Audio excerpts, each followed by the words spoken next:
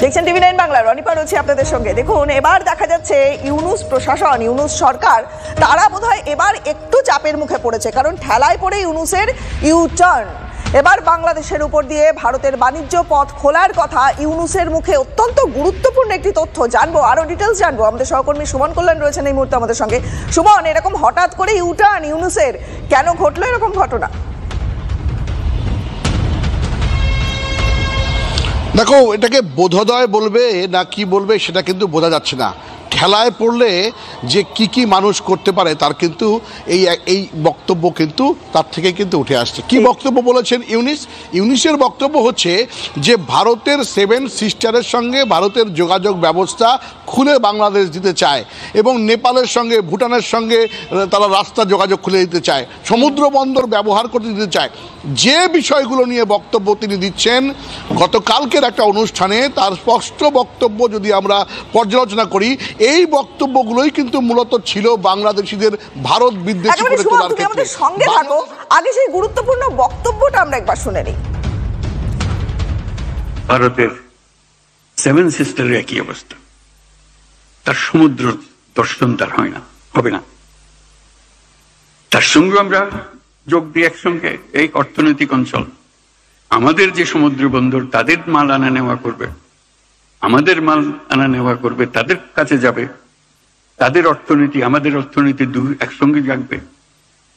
তারাও খুব কষ্টের অবস্থায় আছে, তারা খুব ভালো অবস্থায় নেই।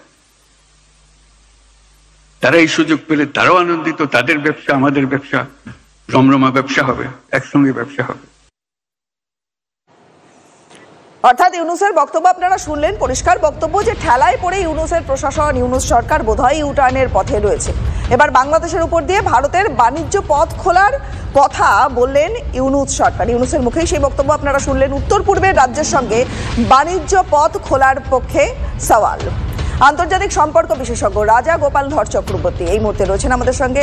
রাজাবাবু, এই মুহূর্তের বড় খবরই বলতে পারেন, কারণ ইউনূস একটা ইউটার্নের পথে রয়েছেন। বাংলাদেশের উপর দিয়ে ভারতের বাণিজ্য পথ খোলার কথা এবার ইউনূসের মুখে। কেন এই ধরনের বক্তব্য, কেন তিনি ইউটার্ন নিতে চাইছেন? কোনো কি চাপ, কোনো কি ঠেলায় পড়েছেন তিনি? আপনার কি মনে হয়? হ্যাঁ, পরিষ্কার বোঝা যাচ্ছে যে আমেরিকা যেভাবে ভারতের উপরে দায়িত্ব দিয়েছে যে উপমহাদেশে বাংলাদেশের সঙ্গে সম্পর্ক ঠিক রাখার জন্য, আমেরিকার হয়ে এমন ভাবটা ট্রাম্প দেখিয়েছেন যেন ভারতের দায়িত্ব হচ্ছে আমেরিকার হয়ে এখানে যা কিছু করার। এই জায়গায় দাঁড়িয়ে যদি দেখুন, প্রথমে উনি করবেন কি, ইলন মাস্কের যে ব্যবসা আছে তার সঙ্গে ব্যবসা যদি কিভাবে করা যায়, উন্নয়ন করা যায়, তাতে বাংলাদেশ সুবিধা ওনাকেও পাশে পাওয়া যায়, এটা 1 নম্বর। বাংলাদেশের যে বাণিজ্য পথ ব্যবহার করতে পারবো, এই নিয়েই তো ঝামেলা হলো। আগরতলা আখাউড়া রেল নিয়েই তো প্রথম ঝামেলা শুরু হলো। হতে পারে তো এটা তো ঝামেলা করলো। একেবারে অনেক ধন্যবাদ আপনাকে। কথা বললাম রাজা গোপাল ধর চক্রবর্তীর সঙ্গে, আন্তর্জাতিক সম্পর্ক বিশেষজ্ঞ। আমাদের সহকর্মী সুমন রয়েছেন আমাদের সঙ্গে। সুমন কল্যাণ, যে বিষয়ে তুমি বলছিলে, যেদিকে আলোকপাত করছিলে, যে উত্তর পূর্বের রাজ্যের সঙ্গে এবার বাণিজ্যের পথ খোলবার পক্ষে ইউনূস সরকার, প্লিজ কন্টিনিউ। একেবারে দেখো, মূলত বিষয় হচ্ছে রাজাগোপাল বাবুও যেটা বললেন যে মার্কিন প্রশাসনের একটা প্রত্যক্ষ চাপ রয়েছে, আরও বড় চাপ, যে ইউএস এইড বন্ধ হয়ে গেছে। অনেক টাকা যেগুলো বাংলাদেশ সরকার পেত সেগুলো আসছে না, অনেকগুলো প্রজেক্ট বন্ধ হয়েছে, কাজকর্ম নেই। ফলে এই পরিস্থিতিতে বাংলাদেশের আর্থিক যা অবস্থা, তাতে যদি বাণিজ্য খুলে দেওয়া না হয়, ভারতের এই বাণিজ্য যেটা শেখ হাসিনা প্রথম খুলে দিয়েছিলেন, সেটাকে বন্ধ করেছে এই সরকার এসে, ভারত বিদ্বেষী করে চলেছিলেন গোটার বাংলাদেশি জনগণকে। সেই জায়গায় দাঁড়িয়ে একদম ইউটার্ন। কারণ কিন্তু একটাই, যে বাংলাদেশের কাছে আর্থিক দুরবস্থা এমন পর্যায়ে আগামীতে আরও যেতে বসেছে, তাতে এটা দেওয়া ছাড়া বাংলাদেশের কোনো উপায় নেই। হঠাৎ করে কি এমন ঘটনা ঘটলো যে ভারত বিদ্বেষী বক্তব্য, মৌলবাদ, এই সমস্ত নিয়ে বাংলাদেশ যখন এগিয়ে যাচ্ছে, একের পর এক ঘটনা ঘটাচ্ছে, সেই সময় ইউনিসের ভারতের এই ট্রানজিট পথ খুলে দেওয়ার বার্তা, এটা বুঝতে হবে যে এখন খেলায় পড়েছে, আমেরিকার চাপ এসে দাঁড়িয়েছে, মোদির ওপর সমস্ত দায়িত্ব দিয়েছে, যার কারণেই কিন্তু এই ইউটার্ন ইউনিসের এমনটাই কিন্তু মনে করছে বাংলাদেশ। এই বক্তব্যের পরে বাংলাদেশ জুড়েও কিন্তু হইচই পড়ে গেছে, কি বলতে চাইছেন। ফলে সেখানেও কিন্তু ইউনিস বিরোধিতা উঠে আসছে, কারণ এই মৌলবাদ, তারা কিন্তু ভারতের সঙ্গে এটা চায় না। কিন্তু দেশ চালাতে গেলে অর্থের দরকার, পরিকাঠামো দরকার, সব মিলিয়ে বাংলাদেশের যা অবস্থা, এটা করা ছাড়া ইউনিসের আর কোনো গতি পথ আর থাকছে না কিছু। সেই জন্যই বোধহয় এই ইউটার্ন। অনেক ধন্যবাদ সুমন, নজর রাখো তুমি। নির্বাচন নিয়ে ঘরেই কিন্তু চাপে রয়েছেন ইউনূস। ভোট নিয়ে গড়িমসি করছে অন্তর্বর্তী সরকার। বিস্ফোরক অভিযোগ বিএনপির মহাসচিব রিজভীর।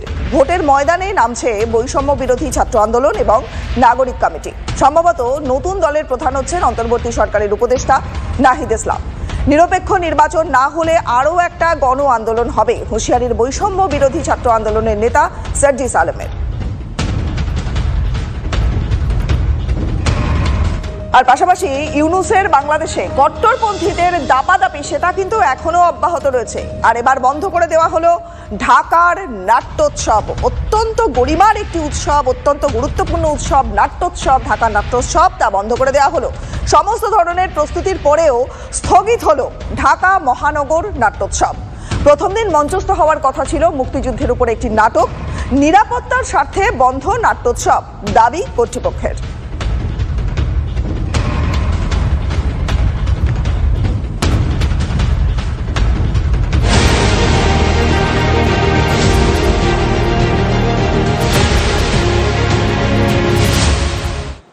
দেখুন, 5ই আগস্টের পর থেকে, যবে থেকে বাংলাদেশে অন্তর্বর্তী সরকার তৈরি হয়েছে, তবে থেকেই কিন্তু ভারত এবং বাংলাদেশের মধ্যে সম্পর্ক দিনের পর দিন খারাপ হচ্ছে এবং সীমান্তে লাগাতার উত্তেজনা বজায় রয়েছে।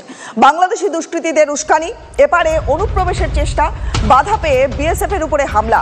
ঠিক এই পরিস্থিতিতে আজ দিল্লিতে বিএসএফ এবং বিজিবির ডিজি পর্যায়ের বৈঠক। 17 থেকে 20 ফেব্রুয়ারি দিল্লিতে 55তম বিএসএফ বিজিবির মহাপরিচালক পর্যায়ের বৈঠক। বৈঠকে ভারত এবং বাংলাদেশ সীমান্তে কাঁটাতারবিহীন এলাকায় কাঁটাতার দেওয়া, অনুপ্রবেশ সহ একাধিক বিষয় নিয়ে দুই দেশের সীমান্তরক্ষী বাহিনীর শীর্ষ আধিকারিকদের মধ্যে আলোচনা হওয়ার কথা রয়েছে। এই বৈঠকে থাকবেন ডিজি বিএসএফ দলজিৎ সিং চৌধুরী এবং বিজিবির মেজর জেনারেল মোহাম্মদ আশরাফুজ্জামান সিদ্দিকী। আমাদের প্রশ্ন হচ্ছে যে ডিজি এবং যেখানে আছে তাতে কমন পয়েন্ট হবে এবং সেখানে আমরা বলবো যে আমরা এটা করব, ওনারা বলবেন যে না। কারণ উনি যেটা বলেছেন স্বরাষ্ট্র ওনাদের যিনি অ্যাডভাইজার, যে আমরা বাধা দেব। হ্যাঁ, তোমরা বাধা দেবে যদি আমরা আমাদের যে নির্দেশ কিংবা নিয়ম কিংবা আইন কিংবা যে এরিয়াটা রয়েছে সেটা যদি 150 গজের মধ্যে হয়।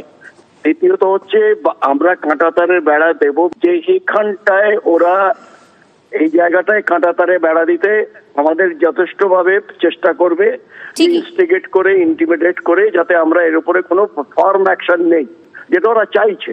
কিন্তু প্রশ্ন হচ্ছে যে আমরা ওই জায়গাটা কাঁটাতার দেব, তিনি যেই বলুন না কেন, তিনি তার রাজ্যে যেটা বলছেন সেটা তাদের ব্যাপার, আমরা এটা করবো। এবং আমার আই এম শিওর যে আমাদের ডিজিবিএস এর যিনি গেছেন তিনি এই ব্যাপারটায় যথেষ্ট দেবেন। আজ দিল্লিতে বিএসএফ এবং বিজিবির মধ্যে ডিজি পর্যায়ের বৈঠক। ভারত বাংলাদেশ সীমান্তের বিভিন্ন জায়গায় যে উত্তেজনা ছড়িয়েছে তার সমাধান সূত্র বৈঠক থেকে বেরিয়ে আসবে বলে আশা বিদেশমন্ত্রী এস জয়শঙ্কর এবং বাংলাদেশের বিদেশ মন্ত্রকের উপদেষ্টা তৌহিদ হোসেনের। ওমানের রাজধানী মাস্কাটে বৈঠকে বসেছিলেন দুই দেশের নেতা। সেখানেই বিএসএফ এবং বিজিবির ডিজি পর্যায়ের বৈঠকের বিষয়টি উত্থাপিত হয়েছিল বলে জানানো হয়েছে বাংলাদেশের তরফ থেকে।